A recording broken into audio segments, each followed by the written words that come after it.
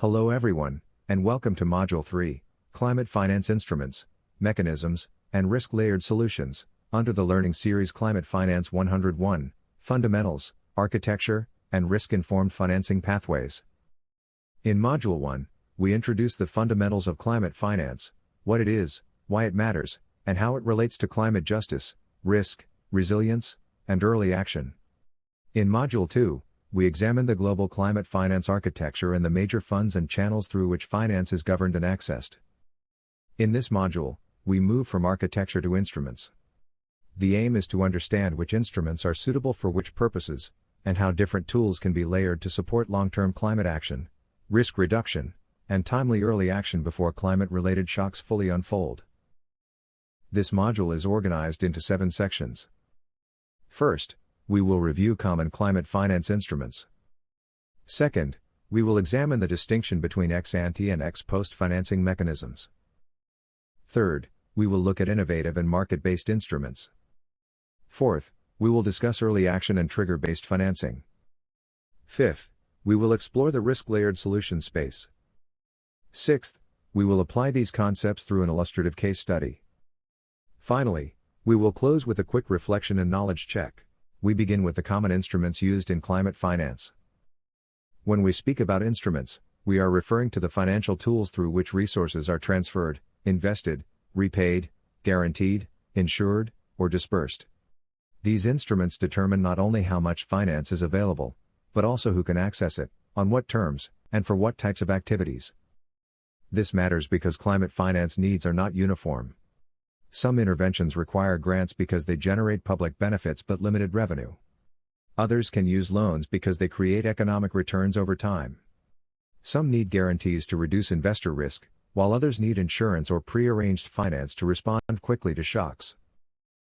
This slide introduces 4 common instruments: grants, concessional loans, carbon finance, and equity investments. Grants are non-repayable resources.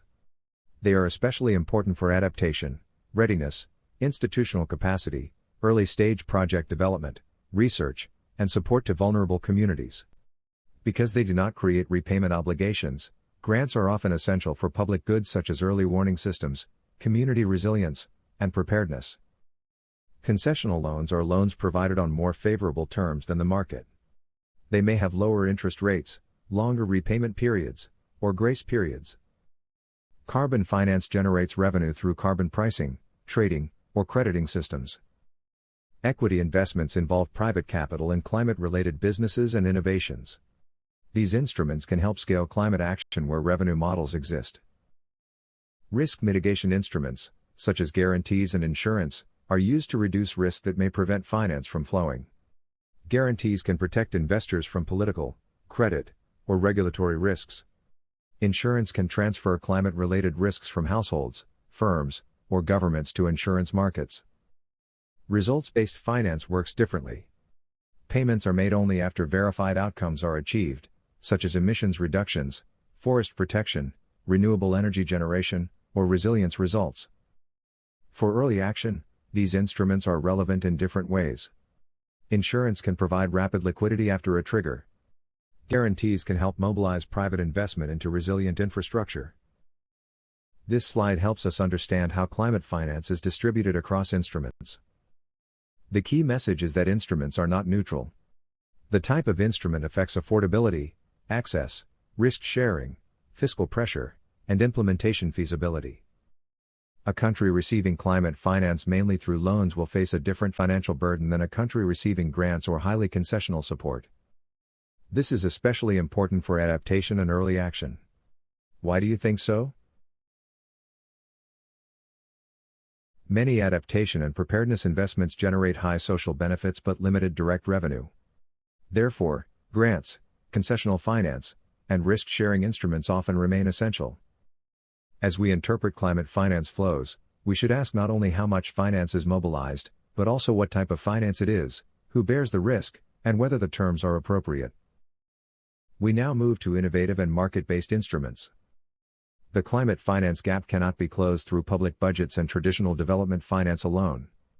Countries need new ways to mobilize capital, create incentives, reduce risks, improve accountability, and attract private sector participation where appropriate. Innovative instruments are not automatically better than traditional ones. Their value depends on whether they are suitable, transparent, accessible, and aligned with national priorities. Innovative financing can be defined as non-traditional financial solutions and mechanisms that mobilize and channel funds toward development goals, often beyond traditional aid or public spending. The key word is mobilize. Innovative financing aims to unlock additional resources, including from private investors, capital markets, philanthropic actors, and new partnerships. In climate finance, innovative instruments can support mitigation, adaptation, resilience, nature-based solutions, disaster risk reduction, and early action. However, they also require strong governance. Without clear standards, transparency, and accountability, innovative instruments may create new risks, including greenwashing, debt stress, or exclusion of vulnerable groups. The practical question is therefore not simply whether an instrument is innovative, but whether it is fit for purpose. Why has innovative financing become so important? Many developing countries face high vulnerability to climate impacts, limited fiscal capacity, insufficient access to international climate finance, and limited mobilization of private finance. At the same time, climate investment needs are rising rapidly. Innovative finance can help address these constraints by creating new funding streams, improving risk sharing, and making climate investments more attractive to private capital. For early action, innovation is also important. Predictable finance is needed before shocks occur. This may include parametric insurance, contingency funds, forecast-based financing, adaptive social protection, or other mechanisms that link finance to risk information and triggers. Innovation should therefore help move finance from delayed response toward preparedness and anticipatory action. Green bonds are debt instruments where proceeds are used exclusively for eligible green projects. These may include renewable energy, low-carbon transport, resilient water systems, sustainable buildings, or ecosystem-related investments. Social bonds follow a similar use of proceeds logic, but focus on social outcomes such as health, education, food security, affordable housing, jobs, and access to essential services. In climate-vulnerable contexts, the distinction between green and social outcomes is often interconnected. For example, a resilient water project may have climate, health, and livelihood benefits. A social protection program linked to climate shocks may also support adaptation and early action. Sustainability bonds combine green and social objectives. They can finance activities such as resilient infrastructure, clean transport, inclusive services, water security, or social protection systems. Catastrophe bonds are different. They are insurance-linked securities that transfer disaster risk to capital markets. Investors receive returns, but if a predefined disaster trigger is met, funds are released to the issuer instead of being repaid to investors. Catastrophe bonds are especially relevant for sovereign disaster risk financing. They can provide rapid, pre-arranged liquidity after severe events such as cyclones, earthquakes, or hurricanes. Debt swaps involve restructuring or reducing debt in exchange for commitments to invest in nature conservation or climate action. These instruments can be particularly relevant for countries facing both high debt burdens and high climate vulnerability. Carbon markets generate finance through the sale or transfer of emissions reductions or removals. Under Article 6 of the Paris Agreement, countries can cooperate voluntarily through carbon credit transfers and other market-based approaches. Blockchain-based solutions can support transparency, traceability, interoperability, and transaction efficiency, especially in carbon market systems and digital registry ecosystems. However, technology alone does not guarantee integrity. Governance, data quality, and trust remain essential. Pay-for-performance mechanisms link payments to verified climate results. This may include emissions reductions, clean cooking outcomes, forest protection, or resilience outcomes. For countries and implementing partners, the key challenge is that payment often comes after results are verified. This means that an institution may need upfront capital and strong measurement systems before it receives payment. These instruments are therefore useful, but not always easy to access without preparation and institutional capacity. Blended finance is the strategic use of development finance to mobilize additional finance, especially private capital, towards sustainable development. The basic logic is to use public or concessional resources to improve the risk-return profile of an investment. This can be done through grants, concessional loans, guarantees, first loss capital, technical assistance, or other forms of risk sharing. Blended finance is highly relevant for climate action because public finance alone is insufficient. However, it is most suitable where private investment can reasonably be mobilized. It may be less appropriate for interventions that provide public goods but limited revenue, such as some community adaptation or early warning investments. How do blended finance structures often work? Development or concessional capital may take a higher risk position, absorb first losses, provide guarantees, or support technical assistance. This makes the investment more attractive to commercial investors. For example, a public institution may provide first loss capital so that private investors feel more protected. A donor may fund technical assistance to strengthen project preparation. A guarantee may reduce perceived political or credit risk. This slide provides a concrete example: Climate Investor 2. Climate Investor 2 is a blended finance facility supporting water, sanitation, and ocean-related projects in developing countries. It contributes to mitigation, adaptation, and biodiversity co-benefits. This example is useful because it shows how blended finance can support sectors that are critical for resilience but often underfunded. Water and sanitation systems are deeply exposed to climate risk, yet they may face project preparation barriers, uncertain revenue streams, or perceived investment risks. The facility helps address these barriers by combining concessional and commercial finance across the project lifecycle. The broader lesson is that blended finance can help move climate projects from concept to investment, especially when early-stage support is built into the structure. This slide provides a practical decision framework for choosing instruments. The first question is whether the project can generate predictable cash flows. If revenue is limited but public benefits are high, grants or technical assistance may be needed. If cash flows are strong, loans, bonds, or equity may be appropriate. The second question is what prevents finance from flowing.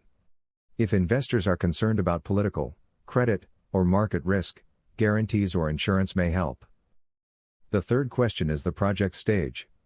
Early concepts may need readiness or preparation grants, while larger pipelines may be suitable for bonds or blended finance. For early action, the key question is whether finance is needed for shocks. If so, contingency funds, contingent credit, insurance, and trigger-based financing may be most relevant.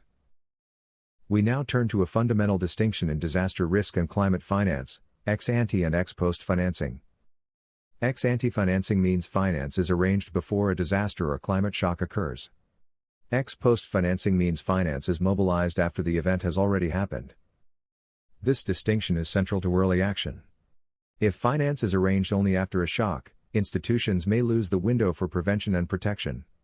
If finance is arranged in advance, it can be released faster and used more strategically. The objective is not to eliminate ex-post finance. Very large or unexpected events may still require post-disaster support. The objective is to build a better balance between preparedness and recovery. This slide compares the basic meaning, purpose, speed, and predictability of ex-ante and ex-post financing. Ex-ante mechanisms are designed to ensure predictable and rapid liquidity. They can reduce delays in response and improve fiscal preparedness. Examples include contingency budgets, reserve funds, insurance, contingent credit, and catastrophe bonds. Ex-post mechanisms are mobilized after losses occur. These may include budget reallocations, emergency loans, donor appeals, or post-disaster reconstruction finance. The key difference is timing. Ex-ante mechanisms allow institutions to plan before a shock. Ex-post mechanisms respond after impacts are already realized. For vulnerable communities, this timing can determine whether assistance arrives before assets are lost or only after losses have deepened. Ex-ante mechanisms have advantages: faster disbursement, clearer rules, stronger preparedness, and better ability to protect vulnerable groups quickly. However, they require advanced planning, data, legal arrangements, technical design, and sometimes premium or commitment costs. Ex-post mechanisms are flexible and remain necessary for severe or unexpected events, especially where losses exceed pre-arranged coverage. However, they can be slower, more uncertain, and fiscally destabilizing. The practical message is that countries should combine both. Ex-ante tools can address frequent and moderate shocks requiring rapid finance, while ex-post financing can support larger recovery and reconstruction needs. This is the foundation of a risk-layered approach. Insurance transfers climate-related risks from vulnerable countries, communities, households, or enterprises to insurance markets. It can help manage residual risk that remains even after adaptation and risk reduction efforts. Climate risk insurance can operate at 3 levels. At the micro level, it can support individuals and households. At the meso level, it can support enterprises, cooperatives, institutions, or subnational governments. At the macro level, it can support national governments through sovereign insurance. This slide explains 2 main insurance mechanisms: indemnity insurance and parametric insurance. Traditional indemnity insurance pays based on verified losses. This can be accurate, but it may require time for damage assessment.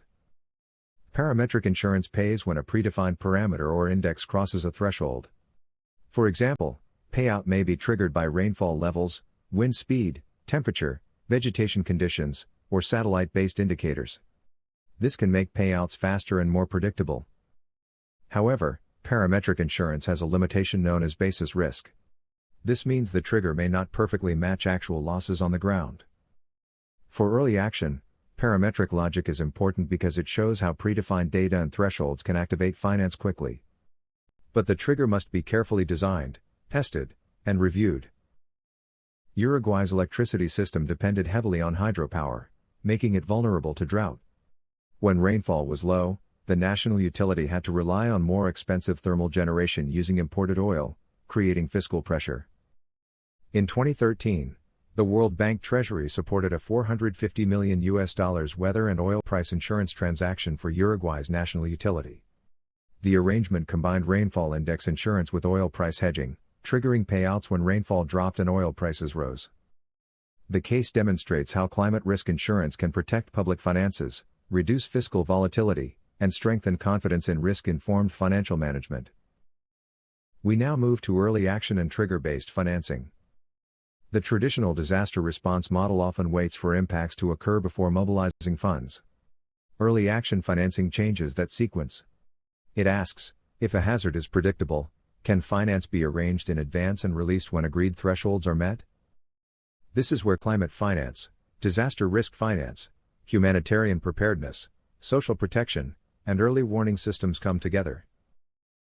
We capture the logic of early action financing: forecast, trigger, finance, action. A forecast provides warning. A trigger converts that warning into a decision. Finance is released through pre-arranged mechanisms. Action is implemented before the crisis reaches its peak. The core principle is that pre-agreed actions, pre-arranged finance, and predefined thresholds allow institutions to act earlier. This matters because early action can be faster, cheaper, and more dignified. It can protect lives, livelihoods, assets, and essential services before losses escalate. For governments and agencies, it also improves fiscal and humanitarian preparedness by reducing the need for ad hoc resource mobilization during crisis. This slide breaks down an early action system into 5 components. First, risk information identifies where impacts are likely. This includes forecasts, hydrometeorological data, exposure analysis, and vulnerability information. Second, the trigger defines when the system should act. It may be based on rainfall probability, river levels, cyclone tracks, or impact forecasts. Third, pre-arranged finance ensures that funds are already committed or rapidly releasable. Fourth, pre-agreed actions define what will be done, by whom, and for whom. These may include cash transfers, evacuation support, asset protection, health measures, or shelter support. Fifth, review and recalibration ensure that the system improves after each activation or non-activation. A trigger should be objective, timely, impact relevant, operational, and testable. It should reduce discretionary delay, provide enough lead time for useful action, and be understandable to decision makers and implementers. Lead time matters because it determines what action is possible. With only hours, institutions may issue alerts and evacuation messages. With 1 to 3 days, they may pre-position relief or deliver cash. With 4 to 7 days, they may support asset protection or shelter measures. With weeks, They may implement phased livelihood support. A good trigger is not only scientifically accurate. It must be institutionally usable and operationally meaningful. This slide presents the financing channels that can support early action implementation. These include contingency and reserve funds, contingent credit, insurance or parametric cover, forecast-based humanitarian pooled funds, adaptive social protection, and delivery systems. It is useful to distinguish between money in and money out mechanisms. By the way, can you guess the meanings of the money in and money out mechanisms? You guessed it correct. Money in mechanisms bring fast, flexible, prearranged resources into the system. Money out mechanisms ensure that finance reaches people and institutions quickly through banking, mobile money, local authorities, social protection systems, or community networks. This distinction is very important. Having finance available is not enough. Early action also requires delivery systems that can move resources to the right people at the right time. We now move to the risk-layered solution space. So far, we have discussed individual instruments. Risk layering helps us understand how these instruments can be combined strategically.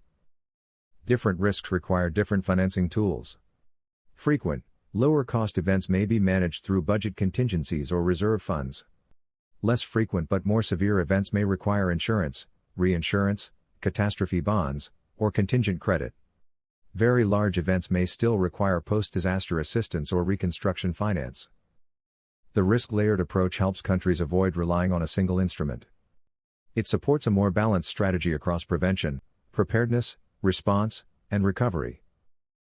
This slide presents the concept of layered disaster risk financing.